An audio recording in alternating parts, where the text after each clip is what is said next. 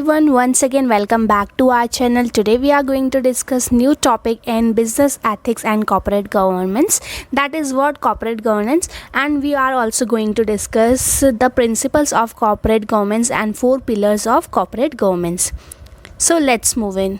Corporate governance क्या होता है? Corporate governance is the system of rules, practices and processes by which a firm is directed and regulated और operated और controlled. तो उससे क्या होता है कॉर्पोरेट गवर्नेंस? कॉर्पोरेट गवर्नेंस ऐसे सिस्टम होता है, ऐसे रूल्स होते हैं, ऐसे प्रैक्टिसेस होते हैं और या ऐसे प्रोसेसेस बोल सकते हो कि ऐसे प्रोसेसेस होते हैं जो फर्म डायरेक्ट करता है और रेगुलेट करते हैं एंड कंट्रोल करते हैं.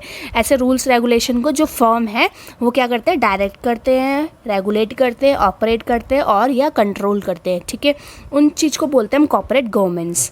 तो corporate governance is essentially involves balancing the interest of a company's many stakeholders such as. Stakeholders क्या होते हैं हमारे? जैसे कि shareholders, senior management executives, customers, suppliers, financiers, the government and the community. तो ये सारे हमारे क्या होते हैं? स्टेक होल्डर्स होते हैं. तो क्या करती है कॉर्पोरेट गवर्नेंस?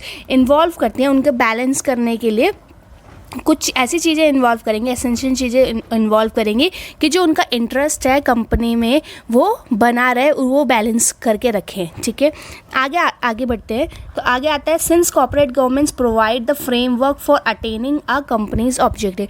तो क्या करता है कॉर्पोरेट गवर्नेंस? क्या करते हैं? फ्रेमवर्क प्रोवाइड करते हैं उन कंपनी क्या बोलते हैं? फ्रेमवर्क प्रोवाइड करते हैं किसको? स्टेक होल्डर्स को, क्योंकि जिससे वो क्या कर सकते हैं? कंपनी के ऑब्जेक्टिव को भी मेंटेन कर सकते हैं और अपना भी इंटरेस्ट अच्छा बना सकते हैं. राइट, तो ये कॉर्पोरेट गवर्नेंस होती है. आ जाते हैं the principles of corporate governance. तो प्रिंसिपल्स हो, चाहे आपके क्वेश्चन पेपर में ही आया हो कि 4 पिलर्स बता दो कॉर्पोरेट गवर्नेंस.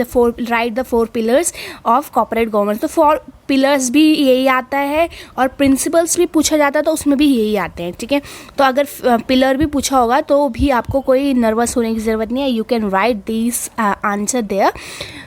तो फेयरनेस क्या होती है? फेयरनेस होती है the board of director must treat shareholders, employees, vendors and communities fairly and with equal consideration. Equal consideration के साथ क्या करते हैं जो बोर्ड ऑफ डायरेक्टर होते हैं वो शेयर होल्डर्स को या एम्प्लॉयज़ को या वेंडर्स को अच्छे से उनकी जो भी कम्युनिटी है उनको फेयरली ट्रीट करते हैं और उनको इक्वल कंसिडरेशन देते हैं, मतलब हर चीज़ में इक्वल राइट्स देते हैं. बोर्ड ऑफ डायरेक्टर को मेंटेन करके रखनी पड़ती है.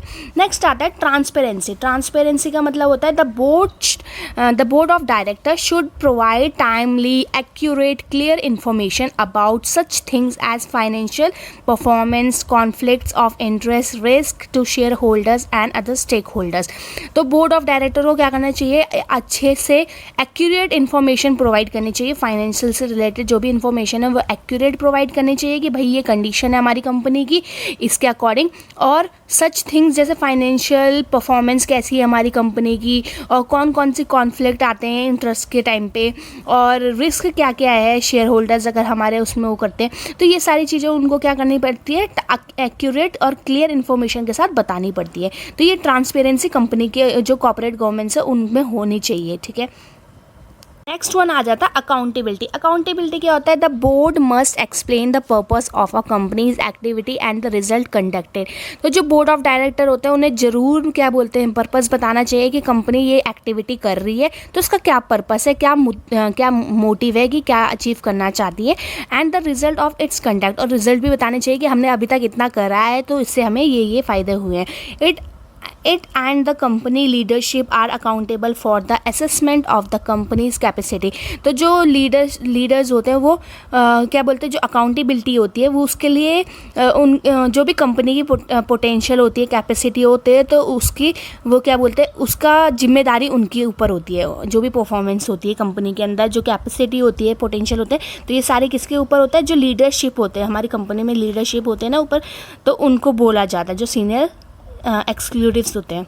ठीक है, तो अकाउंटेबिलिटी हमारी कंपनी के अंदर होनी चाहिए. हमें क्लियर रिजल्ट रखने चाहिए कि हमारी कंपनी के अंदर ये सारी चीज़ें हो रही हैं, ऐसा है और इसका रिजल्ट ये है, हमने ये अपनाया था, इससे ये फ़ायदा हुआ है. तो ये सारी चीज़ें क्लियर होनी चाहिए. लास्ट है इंटीग्रिटी. इंटीग्रिटी मतलब including integrity in the every aspects of corporate governance can help a company gain a positive reputation and remain competitive in the market. Very हाँ सही बात है.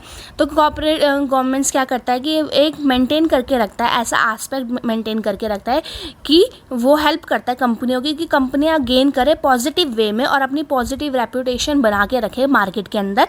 और जो कॉम्पिटिटिव कंपनीज होती हैं तो वो अपनी कॉम्पिटिशन को मेंटेन करके रखे मार्केट के अंदर. तो ये सारे 4 पिलर्स हमने अभी पढ़ लिए. कौन कौन से? फर्स्ट है integrity, second accountability, third transparency, fourth fairness. तो ये सारी क्या बोलते हैं हमारे क्या होते हैं प्रिंसिपल्स होते हैं कॉर्पोरेट गवर्नेंस, या 4 पिलर्स भी बोल सकते हो. ठीक है, तो हमने क्या एक्सप्लेन करा, पहले कॉर्पोरेट गवर्नेंस और फिर उसके प्रिंसिपल्स. आई होप ये वीडियो आपको थोड़ी सी भी पसंद आई होगी. अगर थोड़ी सी भी पसंद आई है तो please don't forget to like, share and subscribe to my channel. And thank you for watching. Bye bye.